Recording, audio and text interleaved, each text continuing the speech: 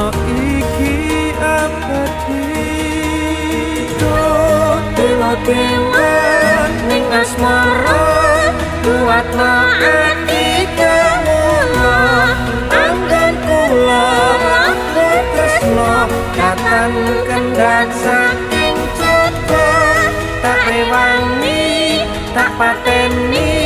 lahire tresno kang suci asenya